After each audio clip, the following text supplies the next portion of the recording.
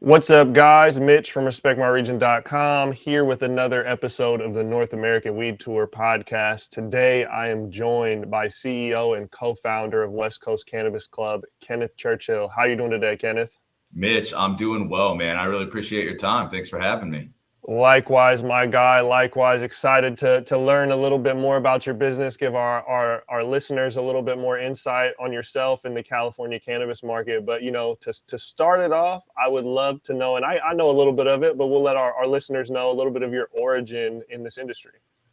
Yeah, for sure. So I've been in the cannabis industry one way or another for my entire life. But when I got out of college, I always wanted to start a business, and the timing was just too perfect for it to not be cannabis. And so when I finished up college in Nebraska, I actually moved to California, lived in San Diego with a buddy of mine, and that's where we started West Coast Cannabis Club. 2015, we started a Prop 215 delivery service down in San Diego, and so I've been building this company since then. Hell yeah, man. And so I know West Coast Cannabis Club started as a very modest delivery service in those Prop 215 days, and to where you guys are now is quite the journey to three brick and mortar locations, still having delivery, cultivation, manufacturing, quite the laundry list of businesses with inside the business. So describe a little bit of like the growth from going from just kind of a smaller delivery outlet in the local area to just kind of one of the booming businesses out there. Yeah, for us, I think that was always the goal. We were just kind of naive in thinking that we were going to be able to do it with like the $10,000 that we had at the time. And so honestly, we just kind of bet on ourselves. We started that delivery service. I went and bought, a few pounds from the guy that I knew, put a little spot up on Weed Maps, and we just started making deliveries. And the goal was always to get a brick and mortar store as soon as we could. But San Diego just was never going to be in the cards. It's too expensive and too difficult to try to operate in the San Diego market, especially for us at that time. And so we had studied a bunch of cities in California to try to find places that had regulations that would allow, some smaller operators like us with a little bit of a smaller bankroll to be able to come in and compete. And we found Cathedral City, which is out here outside of Palm Springs, which is actually where we're located. And so we honestly, we took that original 10,000, flipped it into about 60,000 in cash, which is what we had when we went to Cathedral City. I'd never been here before, but we're going to bet on that was going to be our opportunity. So we opened up a medical store in 2016. We operated all of 2017 as a licensed medical dispensary, and then recreational happened on January 1st in 2018. And we actually were lucky enough to be the first transaction in California history for recreational on that day. So we were one of only 5 stores in California that had opened at 6 o'clock on that first day of recreational sales. It was a crazy day. Obviously we had the news there. There was a line out the door at 4 o'clock in the morning. And so that moment was really when our lives changed as far as what we saw was going to be the goal for this company. And we then, applied in a few more cities. Since then, we've added a second retail location in Palm Desert that is a retail-only location. And then our third retail location is a micro business also in Palm Desert. It's a 35,000 square foot micro business. It used to be the KESQ news station out here. So like the CBS nightly news station, they shot the news here for 12 years before they moved to a different building. So in our grow downstairs, we actually have the green screen still from where they shot the weather.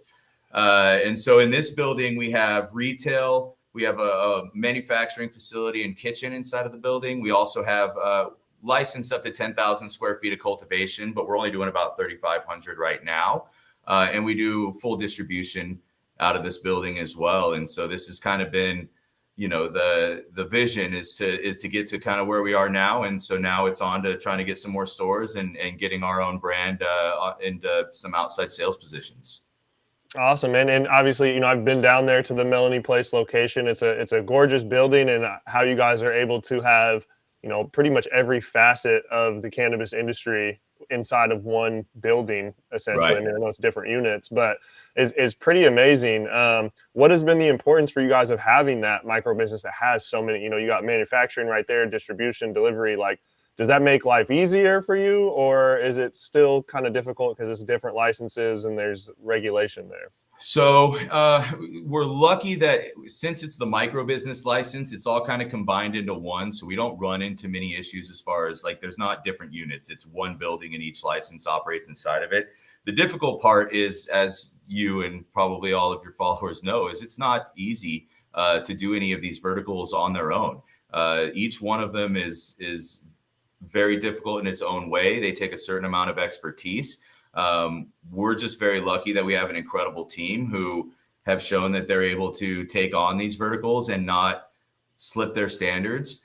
We talk a lot about how since we started as a retail company, a lot of people are probably going to look at us as if we need to prove ourselves as cultivators before they're going to give us a lot of credit for what we've done. They're going to kind of expect us to be one of those retailers who just, grows whatever they can so they can try to get their margin, slightly improved. But that's not our goal. We want to grow the best product that we possibly can.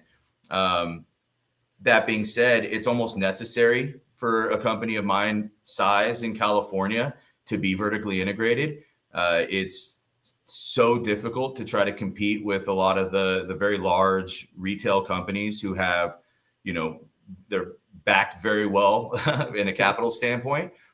They're able to purchase inventory in different ways to be able to have more flexibility than we can as a small business. And so being able to control any of our menu is entirely necessary for us.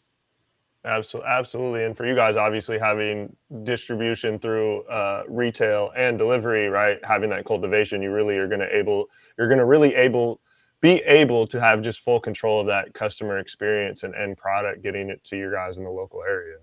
Well, and we get to bring it back to a little bit how it was in Prop 215, where people know, like when you come into my store, we're getting my flower. I can bring it down. I can show you where we grew it. I can show you it in jars because it's inside of the same license. It's a lot more fun because like we don't have to worry about sample jars because we're not sending out product to 1,000 dispensaries. This is all stuff we're selling in our own. So we switch out our sample jars on a semi-daily basis to make sure we have really fresh product for our customers to be able to see and smell versus this, kind of new way of doing things where everybody just orders on an iPad and probably doesn't even get to see or smell the product before they actually pay $65 or $70 for that eighth. That's just not how it works for us. We're able to keep our top shelf product, our 31% flower that we're growing, at $50, taxes included out the door. And we're working on getting it even lower if we can.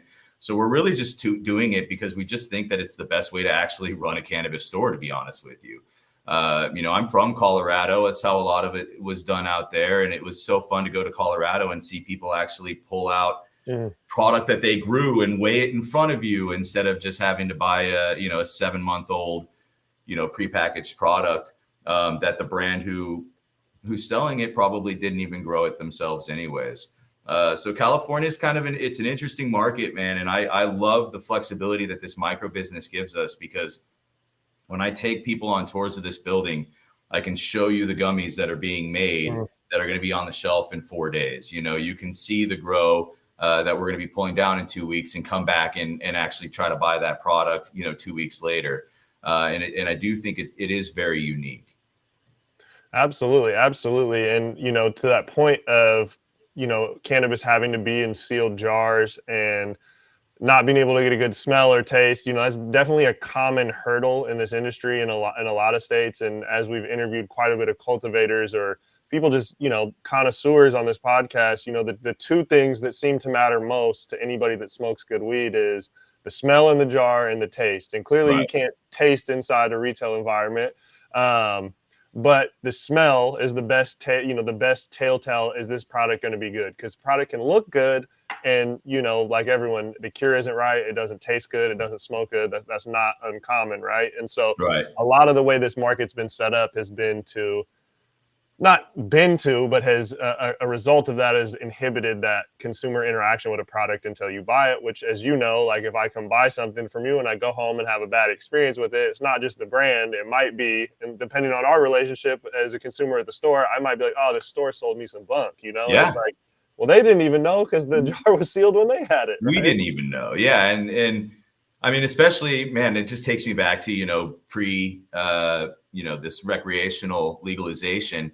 And that's where everybody went. All of our sample jars were just, small jars with an eighth of the bud that you can smell and look at under a little microscope. And then we would sell it to you. And the reaction that you get from people when they smell is like, a lot of the stores didn't even really have full THC and terpene profiles at all in, 2016, 2017. Very few stores were doing THC even.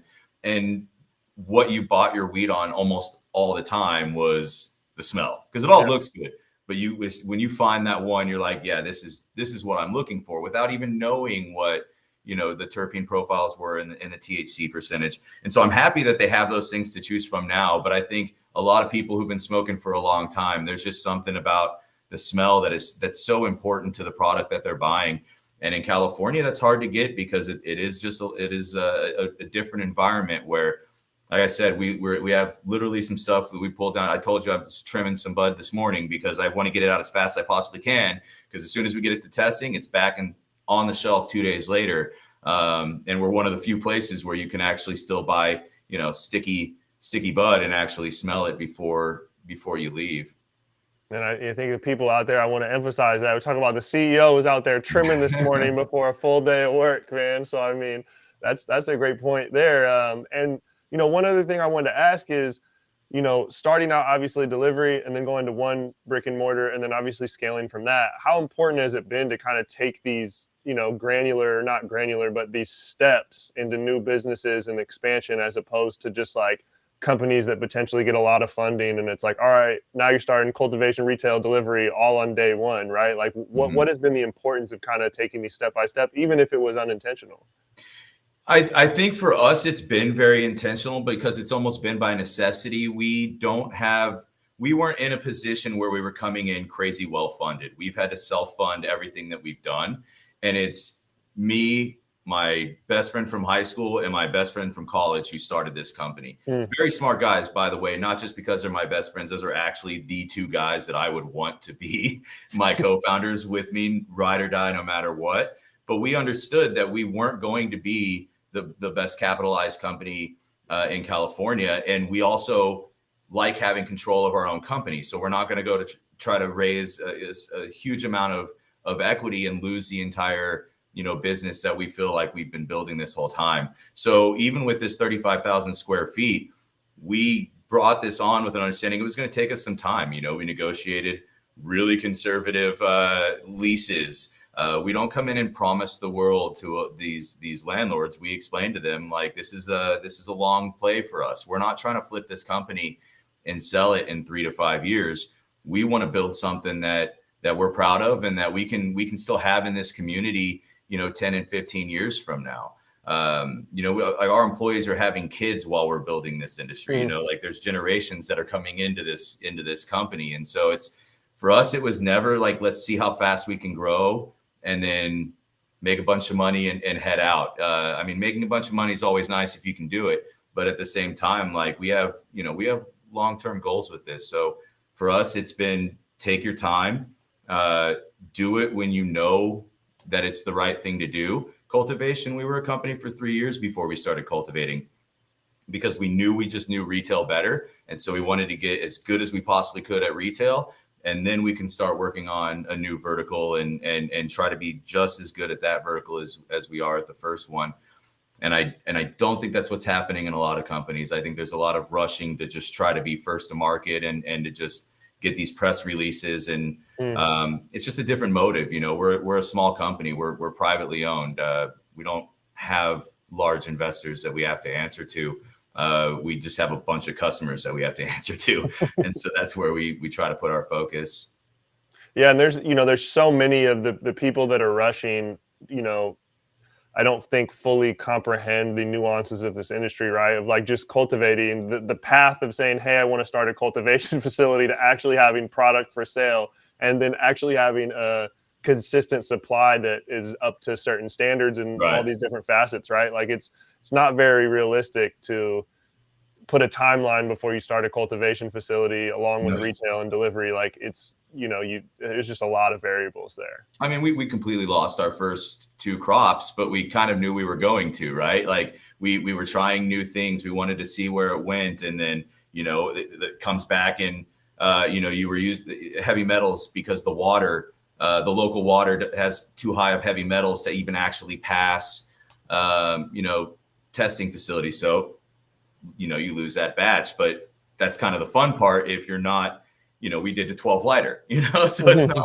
it's not like we had, 400 lights that we just had to chop down and learn the hard way. We started with 12 lights and now we've got all of that figured out. We moved on from that. And so now we're at 75 lights. And as we start to pull these down and get the system good, we've got 10,000 square feet in here that we'll eventually be growing into. But, I'm just speaking for myself. That's just the way that I like to do it. Like I said, like we're still here working. Like, my co-founder and my chief operating officer is, downstairs right now doing the demolition on the new room that we're going to do. So he's literally swinging a hammer downstairs, but I don't want anybody else to do it. That's the fun part, growing the bud and meeting the customers and doing the work. Like that's the fun part to me.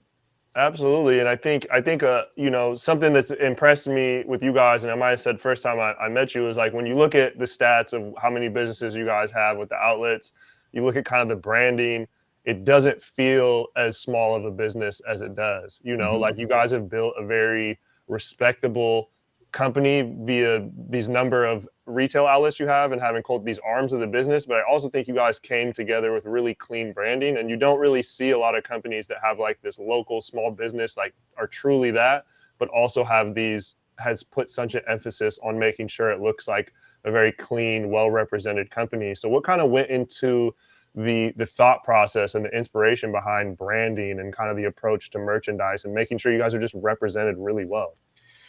Yeah, so my degree was in marketing from the University of Nebraska. And so I'm always been fascinated by that aspect anyways. And in this industry, and especially when we got started, in the California medical cannabis side, even all the dispensary names were like, Organic Patients Cooperative, or like they were all very, those are not going to be names that are going to work in recreational and long-term success. And so that was one of the first things we realized, that we didn't just want to have, another X and X collective. We wanted to try to come up with an actual brand and name that 5 years from now, because at the time we didn't know when it was going to go recreational. Mm-hmm. 5 years from now, or whenever it goes recreational, it's still going to be a reasonable name.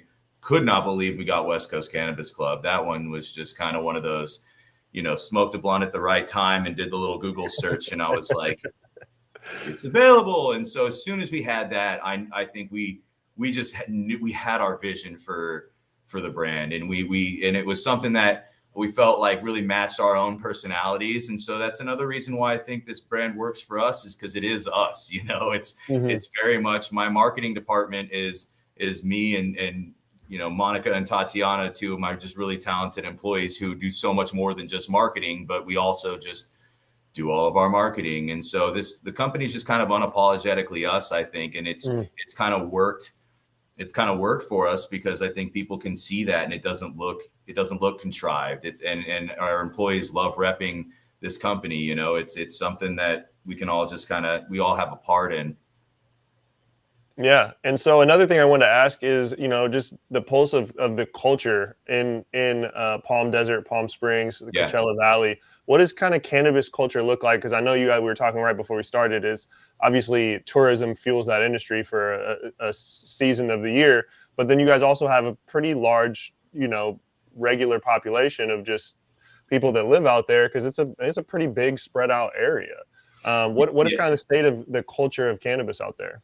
I mean, this place has always kind of set a lot of it. People don't realize how many of the huge California companies are in this desert, and their facilities are in this desert.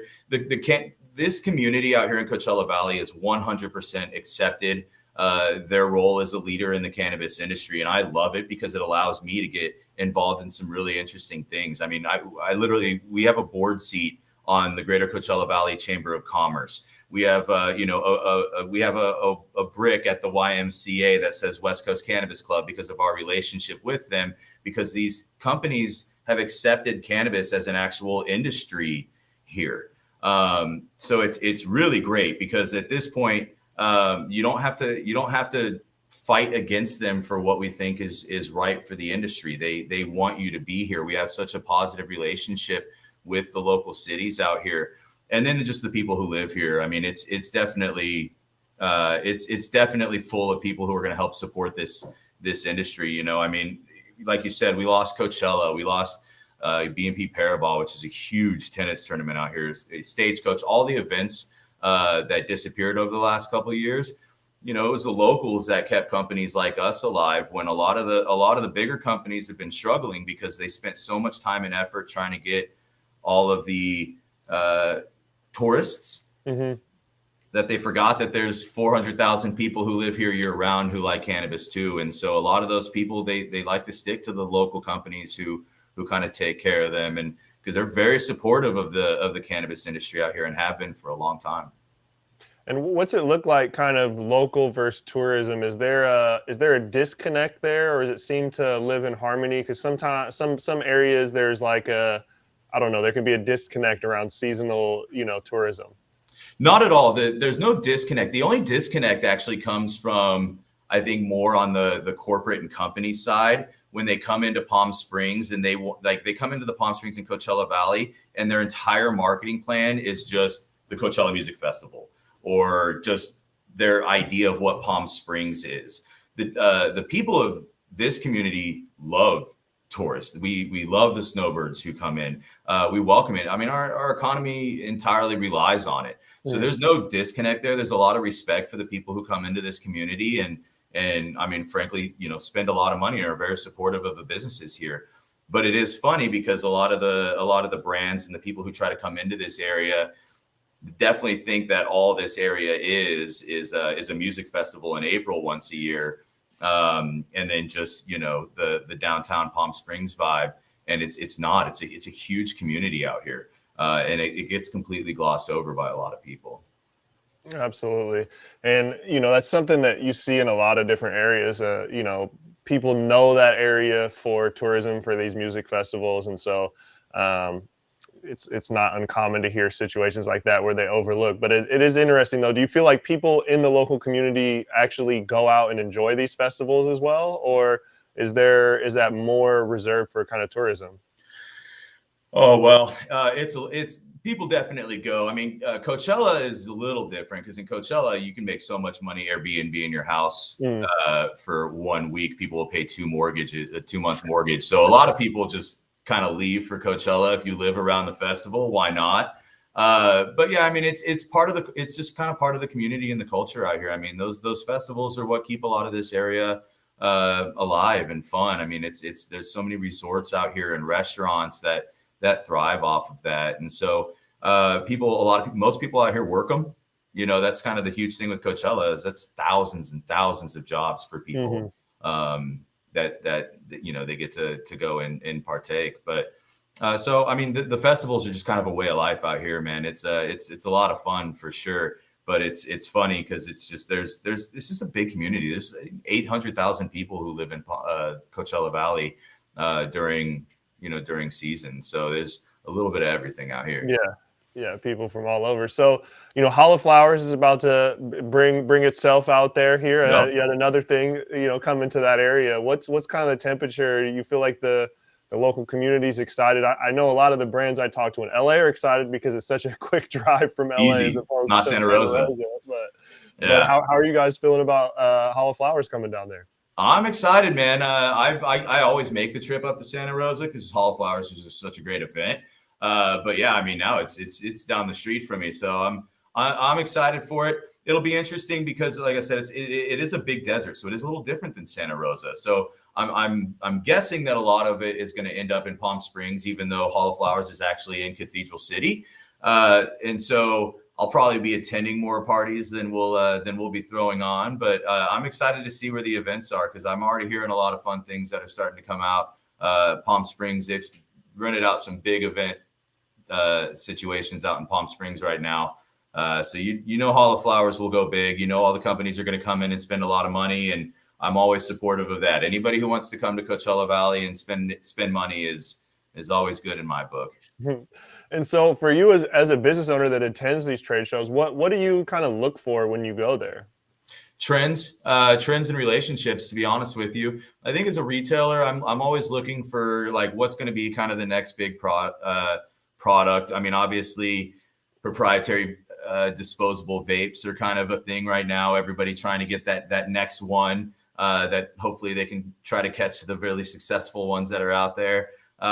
It's always interesting to see people try to get into like the savory snacks now versus more of the gummies, because in California, the gummies absolutely dominate the market. It's insane. Yeah. So I'm always trying to find out who's going to get the next, like maybe ability to compete with gummies. But you know, Hall of Flowers and stuff like that, this industry is all about relationships in my book. And it's a difficult industry to navigate if you don't know as many people as possible. So I love to go to these events and just meet the reps from all the companies, meet the founders. Hall of Flowers is one of those that you got, you know, these are founders working these booths, you know, so you actually get to meet, you know, the actual decision makers, and then, you know, run into guys like Respect My Region every once in a while, and out there just you know, make sure that we got a pulse on the industry, and that we're not, you know, losing track of anything.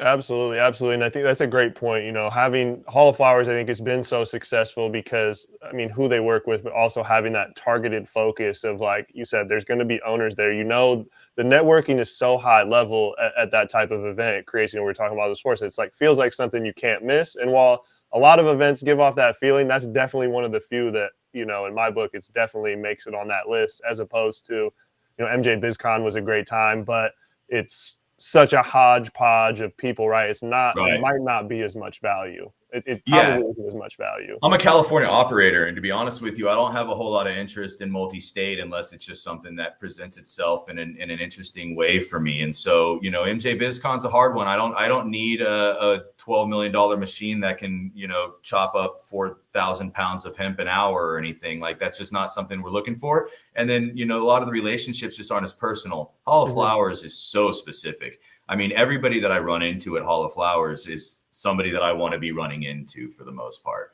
That's why that's such a unique one. And that's why we're so excited out here to have it, you know, in Palm Springs, because, you know, like I said, this is a community. The reason Hall of Flowers is here is because this is a community that welcomes events like this and welcomes, you know, the cannabis industry. And so it's going to be fun to kind of get everybody from LA to come out, you know, to come out our way every once in a while. Yeah, absolutely, absolutely. And so with this past, you know, it's not even a year anymore. It's, you know, we're going on, I don't know, 2 years now with COVID, which obviously, you know, really hurt the entire area out there of tourism. But also we saw delivery, not just in cannabis, but all over, see an increase. Did you guys see, you know, delivery kind of explode within your business out there? Yeah, we did. We've been really happy with the return on delivery, and it's kind of stayed that way. I think it brought a lot of people who maybe wouldn't have ordered delivery beforehand. And now that's like kind of all they do. And the funny thing with delivery is, like, you're usually talking like bulk orders. People order a lot more on delivery than they do when there's somebody who comes into the store a lot, because they kind of want to get that one delivery a month or that one delivery every 2 weeks. And so the guest average on delivery is just so much more substantial. We've been really happy with how delivery has worked out, obviously as a kind of a pivot for us. For, you know, with COVID, I think our biggest pivot was putting more effort into cultivation and making that more of a thing for us, because I think we realized, you know, you would know, I don't know how much you guys talked about it at the time, but the price for flower, you know, last year, you know, March of last year was absolutely insane. It was so high in California that the entire supply chain just got crazy. You know, we had brands that had 40 strains normally that are coming with me, like 1 or 2 strains, and like this is all we have. And so it made us realize that crazy things can happen, and we need to have as much control of this supply chain as we possibly can, because who knows when a pandemic is just going to, show up, I guess. And so I think that was the biggest pivot for us. Was we just realized that as a brand, we need to have more control over what our supply chain looks like, and focus more on really specific and strategic partnerships from a brand standpoint, but not get too reliant on having to pay wholesale prices for other brands who probably don't care about our customers the way that we care about our customers. Like they're not always, they're looking out for their stores more than they are our customers. So being out here in the desert, you don't always get the best product. Sometimes they'll take it to the certain stores in LA. And so we just had to cut all that off. Yeah. It makes complete sense, because I mean, obviously we've seen just global supply chain issues in every industry over the last year and a half. And it makes sense to want to own and control that more, if not even for, anything better than just a fail safe dependent on the supply. Because all of these markets, the supply and demand, it ebbs and flows, where, supply is limited, price goes up, market's flooded, supply, price drops. And it definitely makes it difficult for you guys to, build a business where you depend on those margins to pay employees and pay all these costs that are fixed, while the cost of goods is continually spiking up and down. Yeah, for sure. And I mean, and we as retailers, you're usually getting charged the marketing budgets for the brands that you're buying, so all the money that they're making, they're having to build that into their wholesale pricing. And so, we're having to buy product that's prepackaged, at such a high price per pound amount, that it's hard, because like you want brands to matter. Brands do matter. They absolutely matter. And products and loyalty to those brands matter. But it's one of those things, like it's all stuff that we can't control. And that's scary as a retailer, to know that your entire business is dependent on, these guys not running out of product, or not lowering the standard of what they do, or just maybe not bringing it to the table with their marketing plans and stuff like that. And so, I think in California, you're kind of seeing a little bit of a reckoning with that. Like more people are going towards the vertical integration, and you're seeing mergers all over the place for a lot of the same reason. Because it's hard when you got to pay somebody's, you got to pay somebody for every step along the way, and then pay 31% sales tax after that. It's difficult. So, there's so many reasons that I think vertical integration is completely necessary for California cannabis companies right now. Right. And we don't have that in Washington, for example, where I live. It's like explicitly not allowed. You might catch somebody where it's like their brother-in-law owns a license, and they own a license, and there's something similar, but we don't have, like, a brand in a store are not the same. Maybe the white label or something, but and the farmers have fought it, saying, oh, if we allow this will kill the farmers. And it's like, but to your point, it's kind of like, it's just another thing, right? Like, most likely at no point is it going to be West Coast Cannabis Club only sells exclusively your products, right? There's going to be demand for these other brands and reasons to offer your customers a wide variety of choices in different markets, right? Yeah, I mean, our goal is not to sell 100% of our own products. I think that would be short-sighted of us, and kind of downplaying the importance of, some of these brands and the reputations that they've built. I think for us, it's a matter of really trying to find a point to where we can grow enough of the product that we can make sure that we don't have any issues in a supply chain standpoint. We can also offer a lot. We're not dependent on the strains that other growers choose. I mean, there's times where our entire store, I can't find a sativa in California, because everybody wants to grow what they want to grow. And then you kind of get stuck to where it's like, well, I got customers downstairs that are asking for sativas for months, and I can't even find one. So like, that's one of those things where it's like, okay, so go grow a sativa. And so in no way is our goal of being vertically integrated to, stick it to the farmers by any means. If anything, it's not the farmers who we're kind of cutting around. It's the brands who buy all the product from the farmers and then package it, mark it up really substantial amounts, and then come and try to sell it to us again from that third party standpoint. That's more of the thing that's caused a lot of issues for us. we love the farmers. So I definitely sympathize with that side, but I don't think that that's the goal for us.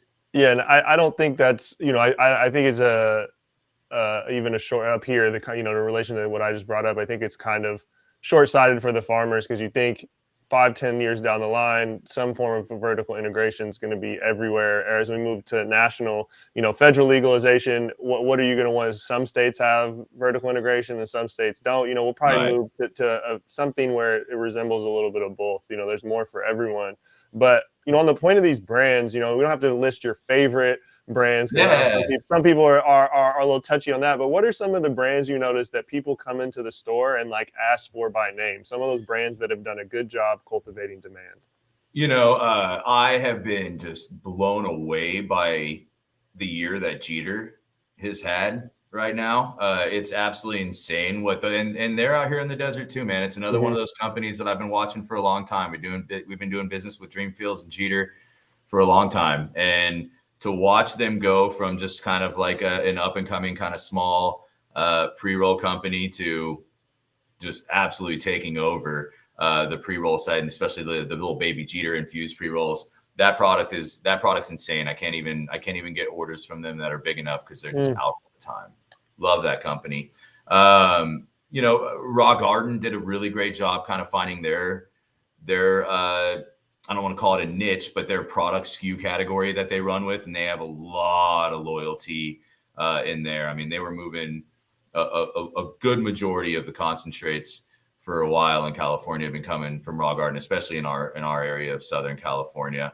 Stizzy's got probably the most loyal following out there when it comes to kind of more of like a unique niche product for sure. I don't know if it translates into all of the other products that they try to do as well, or if it's more just kind of tied to that vape pen, but there's not many people competing against that vape pen right now by any means. So, I mean, those are companies that have done a really good job just creating that loyalty to where even if I want to create my own products, I still have to carry them. Yeah. I can't stop carrying products that I have customers coming in and actually asking for.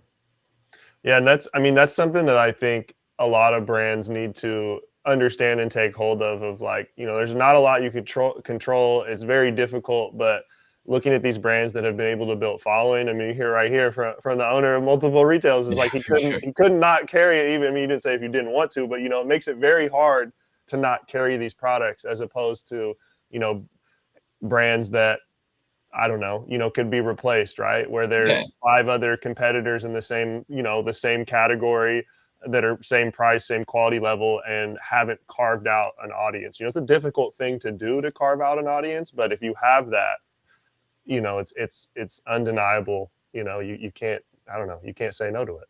Yeah, and you can't buy it either. Like, I've watched a lot of people over the last few years try to spin their way into what Stizzy's created, and so far as nobody's done it. So it's difficult. Some of it's just right place, right time. Some of it's just catching that right social media following, and you got a lot of pull behind it.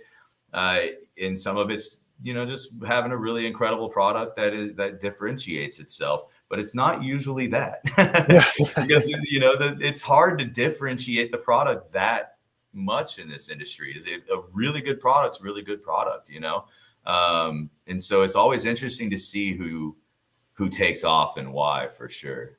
Yeah, for sure. And that's something that I see, California gets a lot of credit for brands, and rightfully so, because it sets the tone through culture. When I look at other markets, there's a lot of the mentality that the weed sells itself, which is just wildly inaccurate, especially as the market matures, Yeah. But you look at examples like that where people build brands, like you said, without their product isn't night and day different than the person next to you. It isn't an incredible value compared to the next one. They've just carved out, this messaging that connects with people that translates into demand. Yeah, absolutely. I mean, when people say the product sells itself, I mean, it can be true, but it's just like, it's so disrespectful to the amount of work that a lot of people have put into the industry and the branding and trying to legitimize certain things, because and to the customer, frankly, it just assumes that customer just doesn't know the difference. The thing with cannabis, man, and I've known this for a while, is every single person who smokes cannabis is, especially in their own mind, an expert in cannabis. You know, if you've ever bud tended, every single person who comes in is so confident in their understanding and their knowledge of the plant. And when you say things like, if a brand were to say things like the product just sells itself, it's, well, I don't know if you've ever bud tended because I can work really hard to sell certain products, and people have their tastes, they have their understanding of what they want.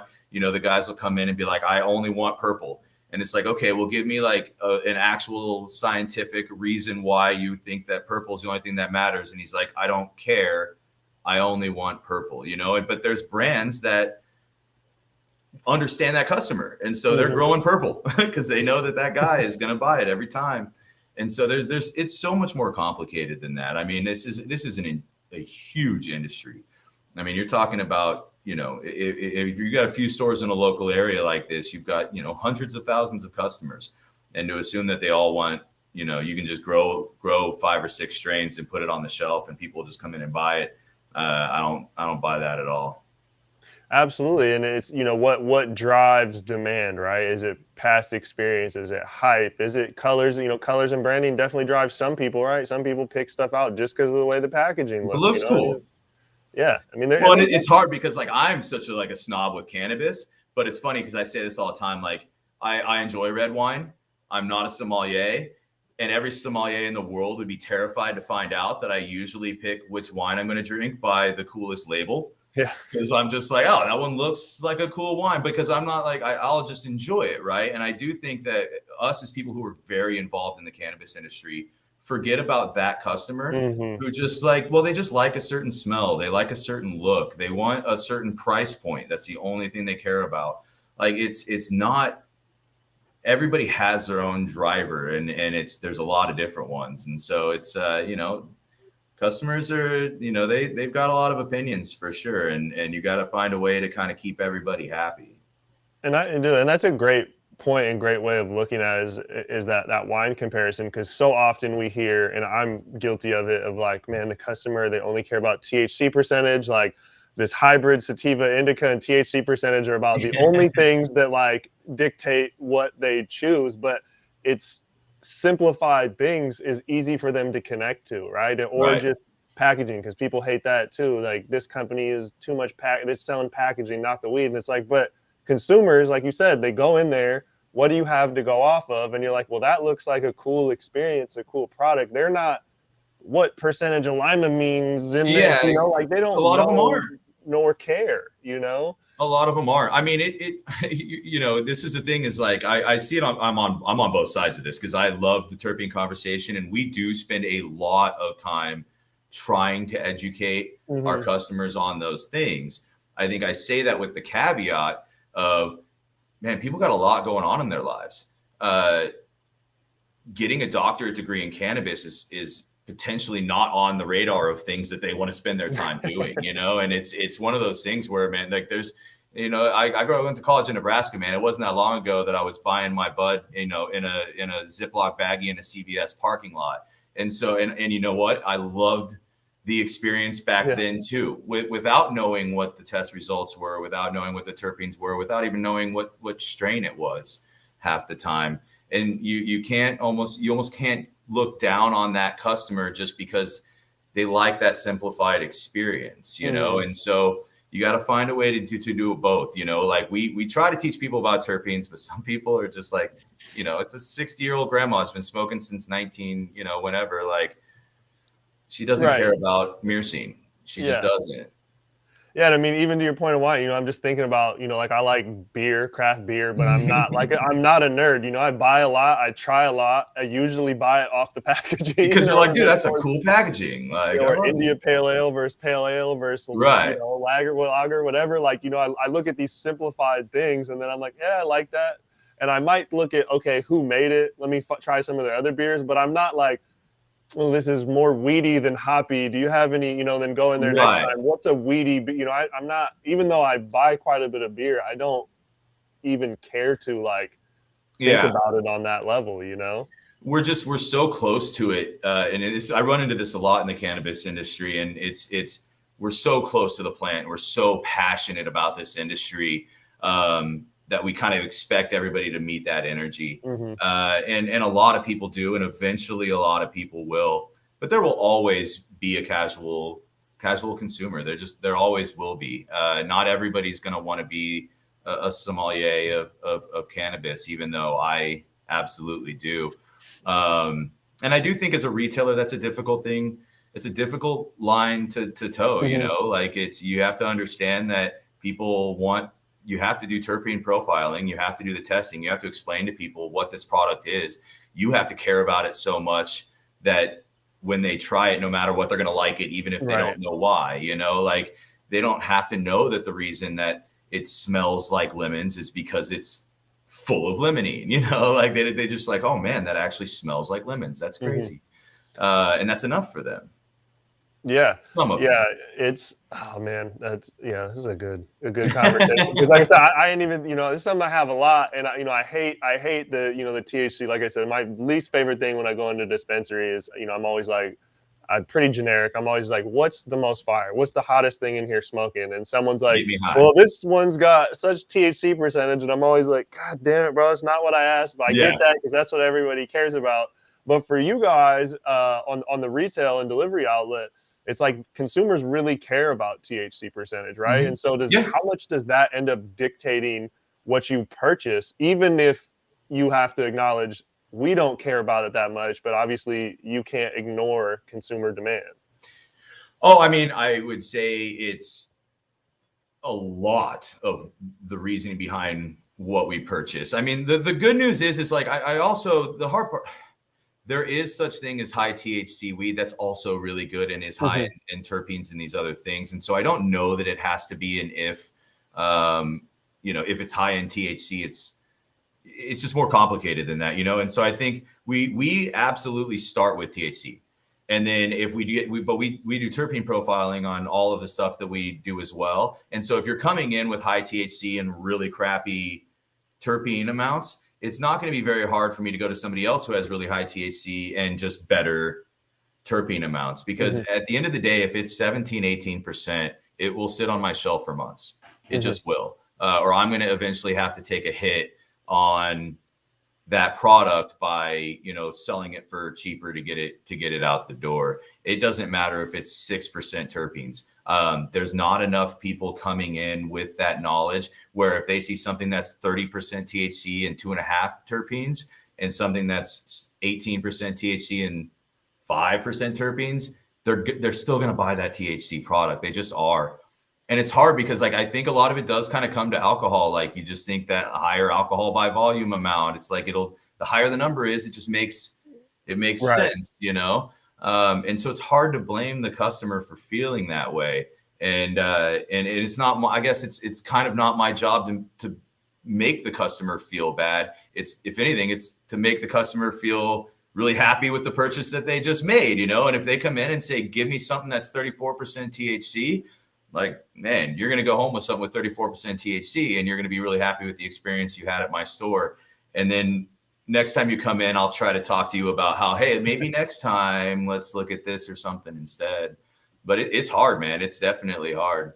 Yeah. And I was just, you know, I had another epiphany on a podcast episode a couple of weeks ago, and you know, someone brought it up and I never thought of it like this, to your point too, of talking about, you know, this relation of you think higher, you're going to get a higher effect, which I've thought about before, but he kind of put it in a way of, you know, cannabis is expensive to the average consumer, right? So decently expensive. If you're a regular, you know, consuming a couple eighths a week, right? It's pretty expensive as opposed to, you know, a nice fifth of alcohol is around the same price of an average eighth of cannabis, you know? For sure. And you're not drinking, you know, unless most people aren't drinking a whole nice fifth every week. So if you're smoking a couple eighths a week, you know, it's comparing vices, right? It's relatively expensive. And so having that higher THC percentage almost makes the consumer feel like they're getting more bang for their buck or something. You know? I 100% think that that's what happens in the mind with that process, you know, and I think some of it's taught too. Like, man, I'm telling you, in 2017, I was still trying to teach people that indica means in the couch.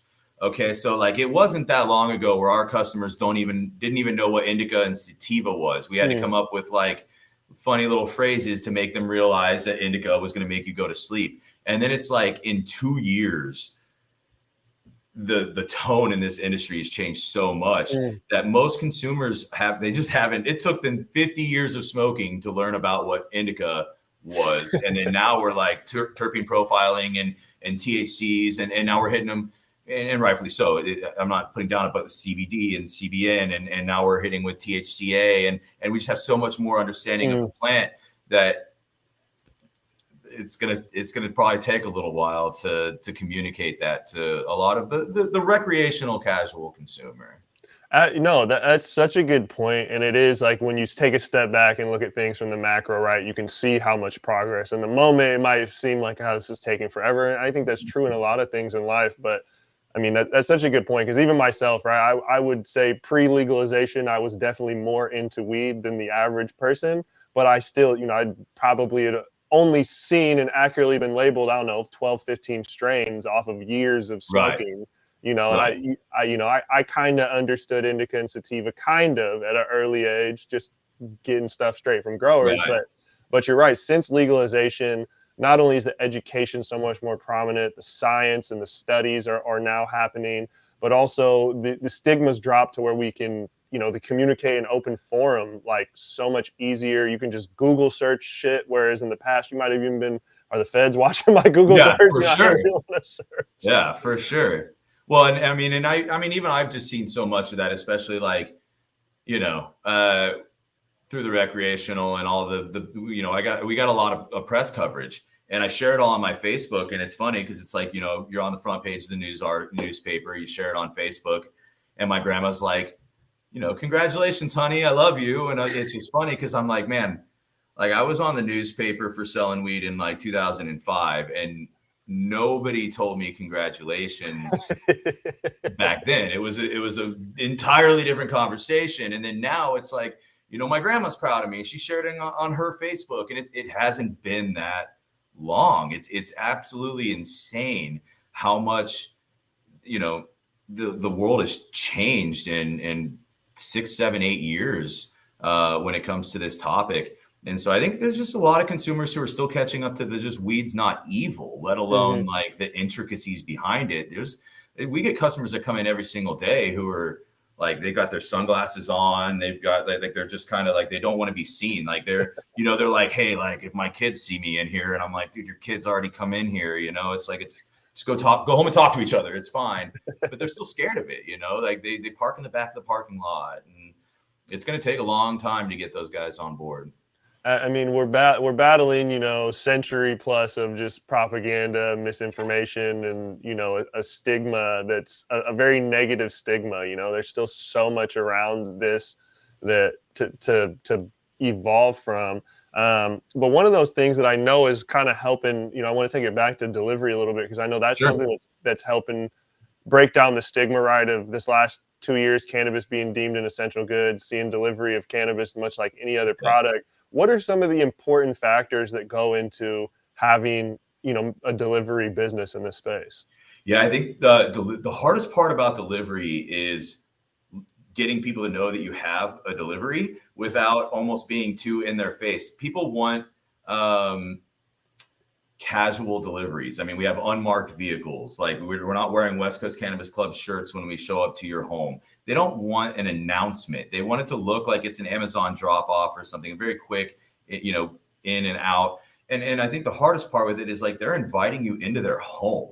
And it's like, that's such an intimate transaction. Like there's almost nothing else in the world where somebody brings you into their home, hands you an ID and $100 to buy something. And it's like, that I think the trust that you kind of build with somebody when you go through that process versus them coming to your store and just going home or whatever, they actually like, there's just something weird about like, and weird in a good way. Like it's kind of like you have like friends with your delivery customers for sure.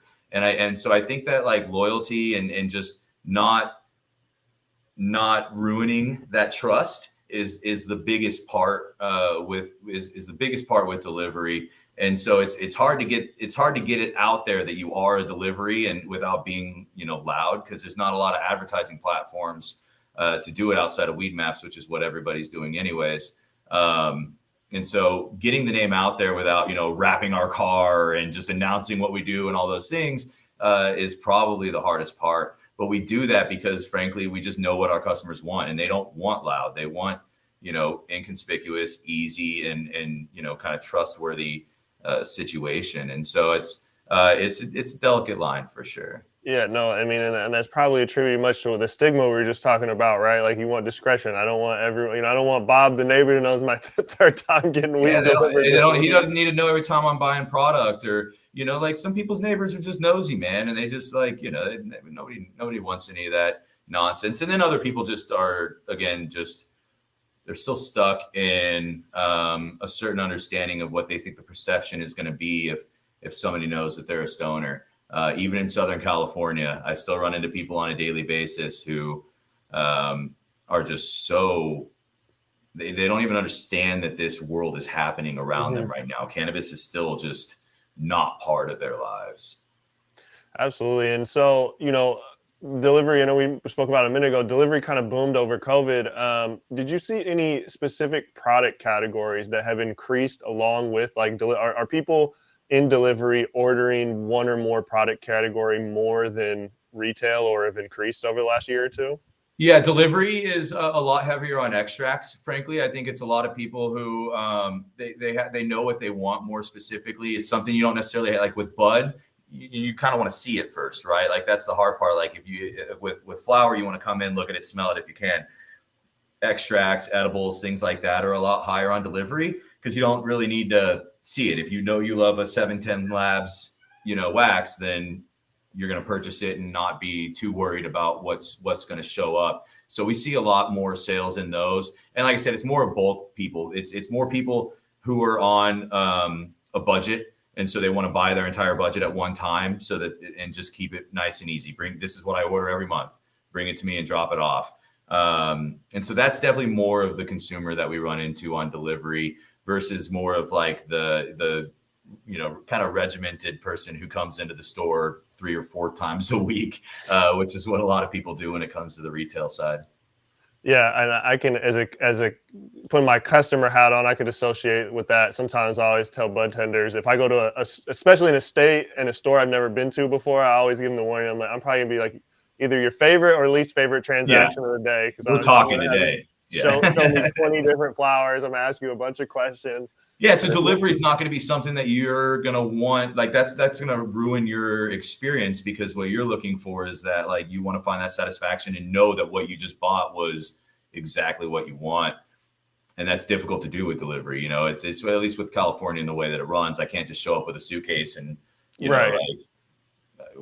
should be pretty dope. Yeah. The complete mobile shop, because it's definitely that. And I mean, even with cannabis, back to the flower, like, certain batches are better than other batches, and that's another. When you go to the dispensary, the bud tender, if they really know their shit, they might be like, hey, I want to get the gelato whatever from so and so, and they'll be like, hey, just give you a heads up. It's not bad, but the last batch was, if you're expecting that, it's going to be a little different. Or adversely, they might be like, this batch right here, like, get 2 of them, like, get 2, because I don't know if it'll be this good again. This is the best looking one we've seen come through in a minute.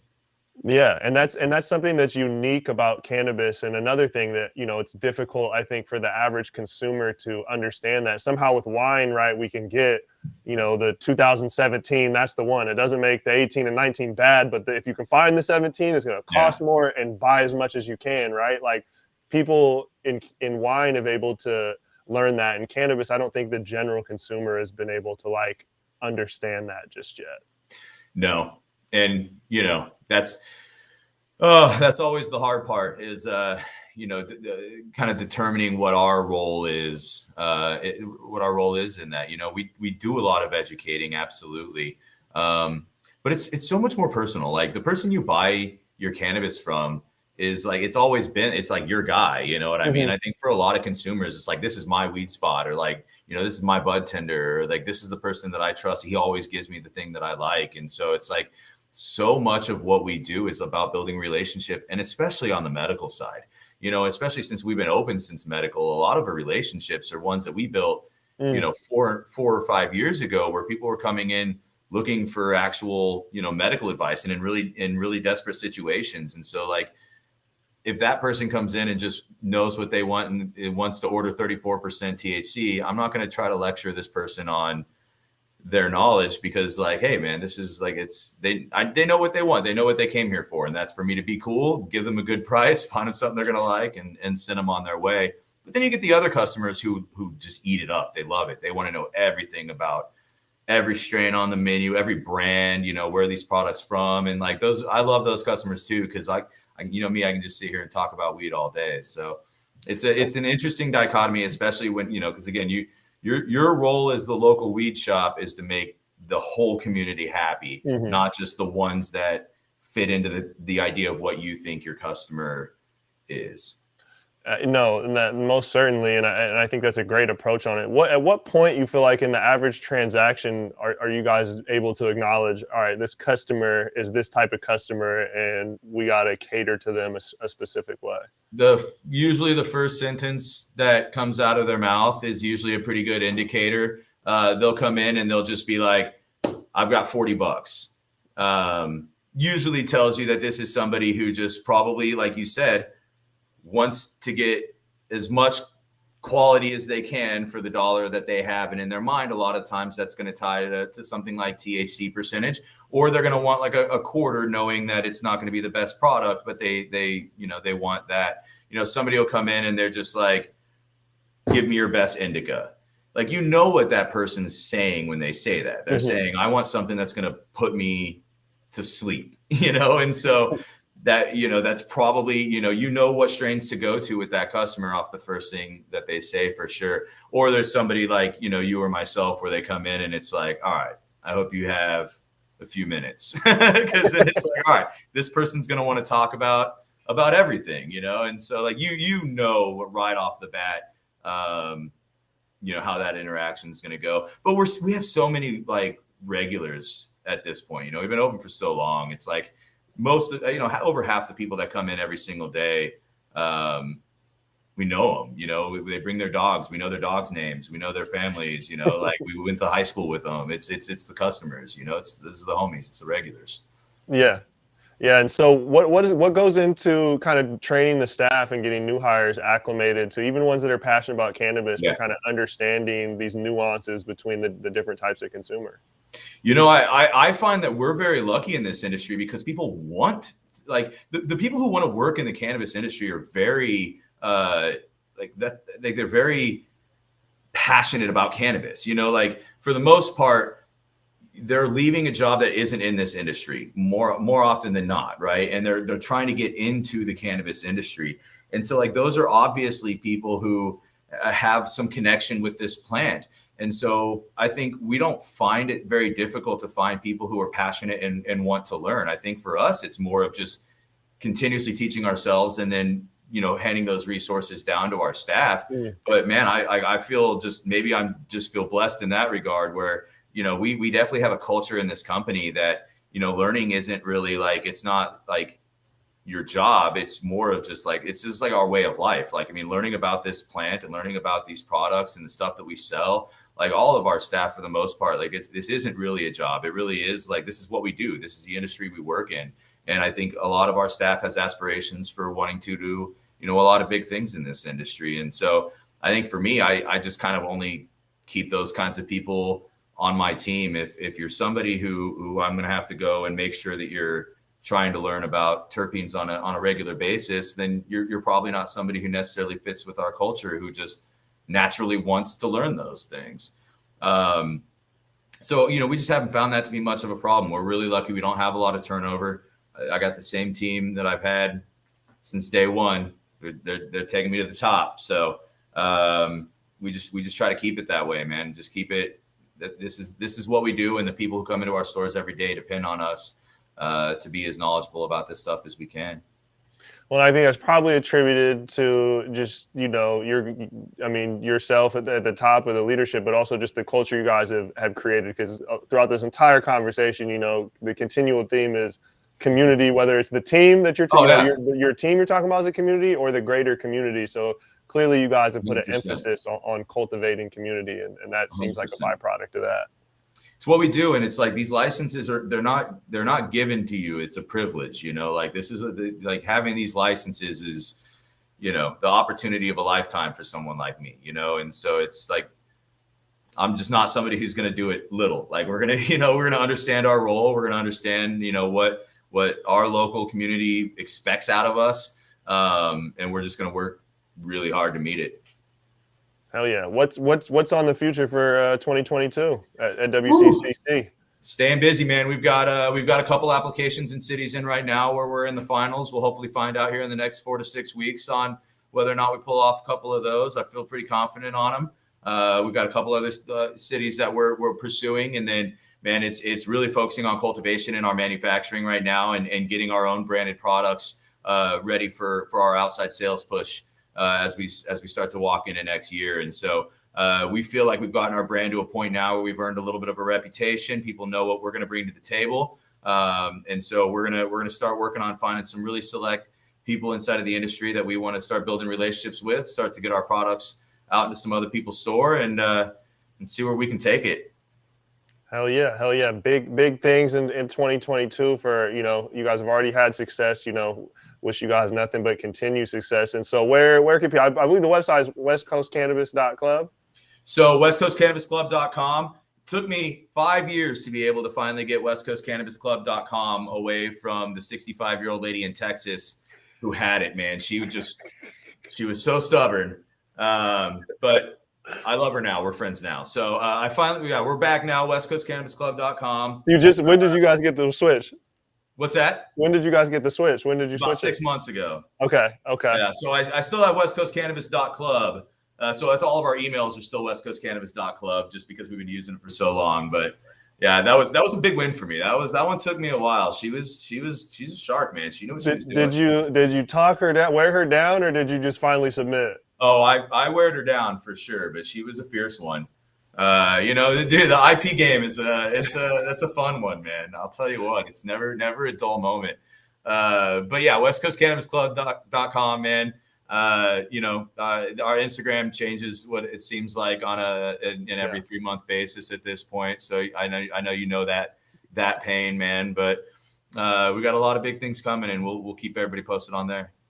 Awesome, man. Thank you very much for everyone going out there for Holla Flowers. Highly encourage you guys to go check out the stores. You know, I know Kenneth and the staff over there will open you guys with welcome arms. If you got a chance, check out Melanie Place. It's a beautiful, beautiful location. And you heard the man, westcoastcannabisclub.com. Super appreciate you hopping on here today, Kenny, and look forward to, you know, watching the continued growth, man. Hey, anything for respect my region, man. I've been watching you guys for a while. I've been really impressed with what you guys have done, man. So I really appreciate your time, and can't wait to see you guys take over. Hell yeah. Thank you, man.